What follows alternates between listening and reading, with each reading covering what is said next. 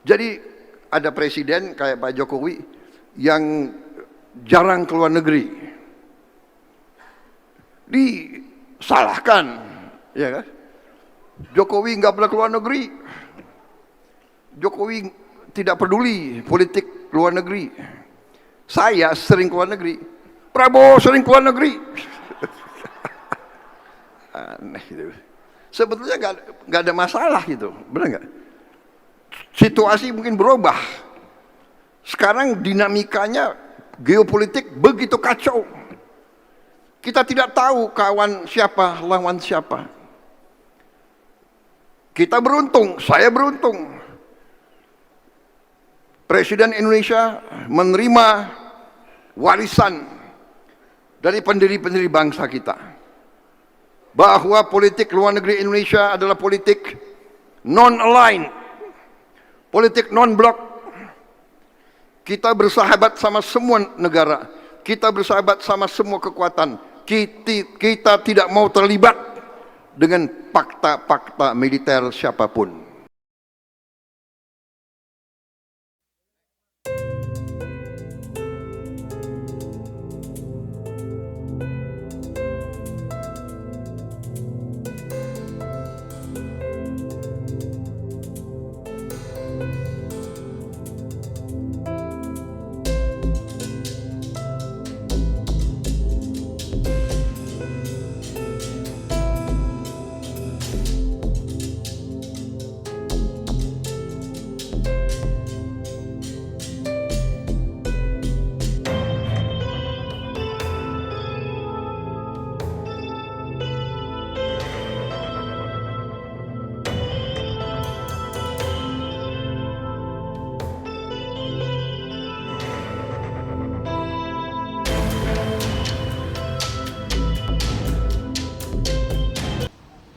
Membawa surat permohonan tahap 2, di mana tahap 2 ini kami mohonkan untuk dilakukan penahanan.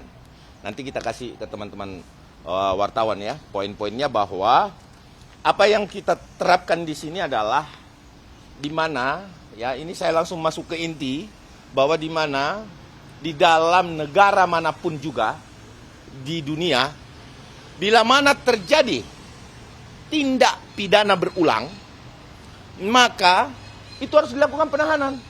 Itu di negara manapun.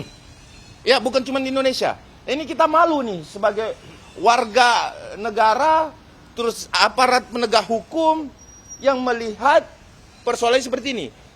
Pertanyaannya kemudian timbul, ya, apa sih pidana berulang? Ya, pidana berulang bisa dilakukan pada saat sudah ditetapkan sebagai tersangka.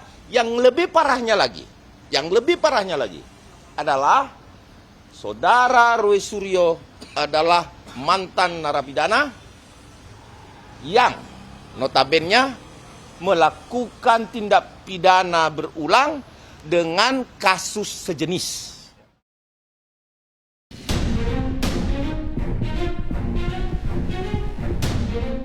Nama utusan khusus Presiden bidang pembinaan generasi muda dan pekerja seni, Raffi Ahmad, jadi sorotan usai disebut dalam persidangan kasus dugaan korupsi importasi barang di Ditjen Bea Cukai. Raffi Ahmad pun menggandeng pengacara Hotman Paris Hutapea untuk memberikan pendampingan hukum dan meluruskan berbagai informasi yang beredar. Sementara itu, Komisi Pemberantasan Korupsi menyebut nama Raffi muncul di persidangan karena diduga pernah menitip barang elektronik ke pihak Blu-ray Cargo. Namun KPK belum mengembangkan hal tersebut dalam penyidikan perkara bea cukai tersebut. Nama Raffi Ahmad mencuat dalam persidangan di Pengadilan Tipikor. Jaksa KPK menggali keterangan sejumlah saksi terkait aktivitas pengiriman barang dari Amerika Serikat ke Indonesia melalui jaringan Blu-ray Cargo. Dari Jakarta, tim liputan iNews melaporkan. Ya, saya mohon perkenan rapat ini kita nyatakan terbuka untuk umum. Pemerintah dan DPR RI menyepakati bahwa anggota Polri aktif tetap dapat menduduki jabatan di luar institusi kepolisian. Selain jabatan yang berkaitan langsung dengan fungsi kepolisian, anggota Polri juga ditempatkan di kementerian atau lembaga atau permintaan instansi terkait. Selain itu, substansi penting yang disepakati dalam revisi Undang-Undang Polri adalah perubahan batas usia pensiun anggota kepolisian. Dalam aturan baru, Tamtama dan Bintara memiliki batas usia pensiun paling tinggi 59 tahun. Sementara perwira pertama, perwira menengah, dan perwira tinggi memiliki batas usia pensiun paling tinggi 60 tahun. Adapun bagi perwira tinggi, bintang 4, usia pensiun ditetapkan paling tinggi 60 tahun dan dapat diperpanjang selama 1 tahun sesuai kebutuhan yang ditetapkan berdasarkan kebutuhan Presiden. Sementara dalam aturan sebelumnya, seluruh anggota Polri memiliki batas usia pensiun paling tinggi 58 tahun tanpa membedakan jenjang kepangkatan.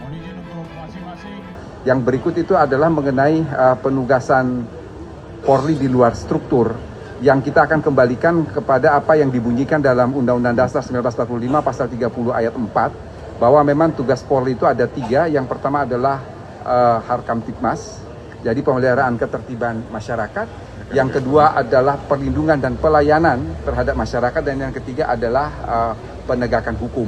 Itu yang kemudian kita rincikan pada bidang-bidang itu yang bisa sekali lagi dapat ditempatkan anggota Polri di situ.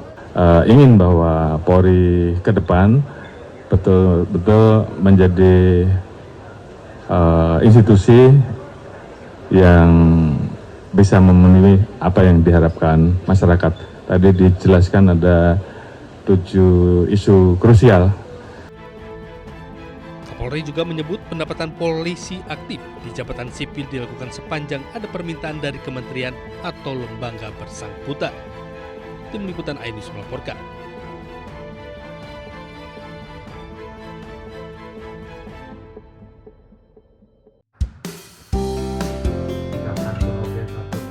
Sebuah video menampilkan prosesi pernikahan di Kuningan, Jawa Barat menghebohkan jagat maya. Dalam video berdurasi 1 menit ini memperlihatkan 2 mempelai wanita duduk berdampingan dengan mesra bersama seorang mempelai pria. Tak hanya itu, keterangan bertuliskan kado pernikahan berupa istri kedua membuat warganet menyerbu kolom komentar. Allah anu maha ngatur makhluknya. Menariknya, pernikahan kedua ini dipersembahkan sang istri sebagai kado ulang tahun pernikahannya yang ke-16. Bahkan sang istri pertama telah berencana mencarikan calon istri kedua bagi suaminya itu sejak 3 tahun terakhir, sampai akhirnya mendapati gadis muda berusia 20 tahun. Alhamdulillah setahun ke belakang akhirnya saya nawarin lagi yang kedua kali, akhirnya Akang ACC, tapi dengan syarat silakan istrinya dicarikan dan diuruskan semuanya. Meskipun demikian, baik suami maupun kedua pendamping menegaskan bahwa tidak ada unsur paksaan dari pernikahan tersebut. Dari Kuningan, Jawa Barat, Mahardika iNews melaporkan.